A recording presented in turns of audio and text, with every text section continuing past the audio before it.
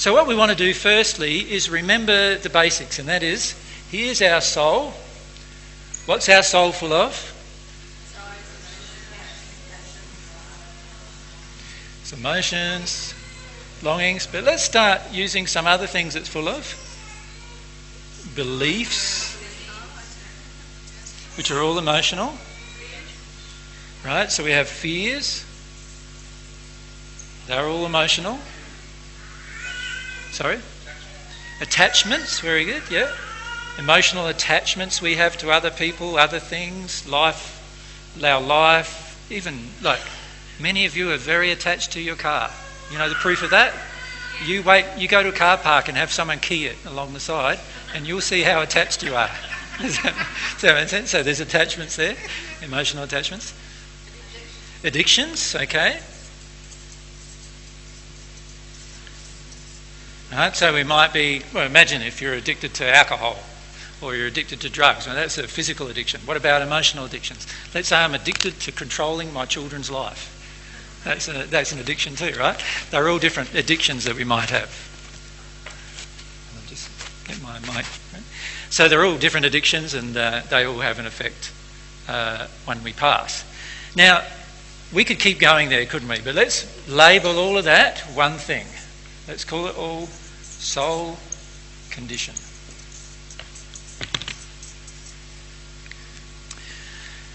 The truth about when you pass is all based on this one thing.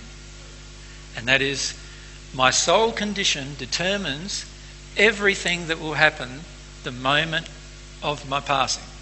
And it includes how you pass, actually. Your soul condition also controls that as well.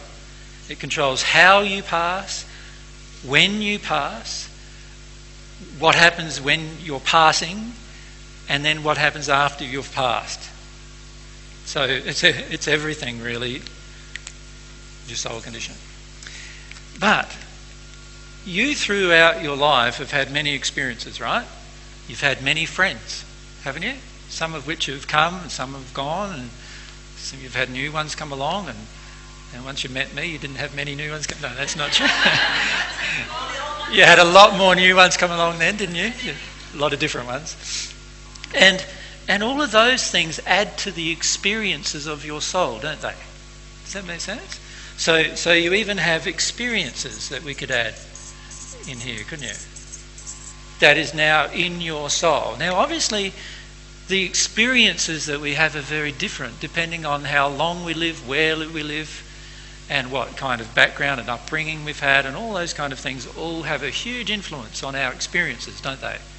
And they also, therefore, have a huge influence on our soul condition. Right?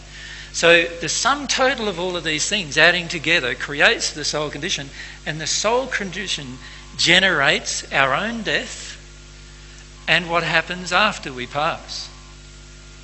Right? And when I say generates our own death, I mean that literally.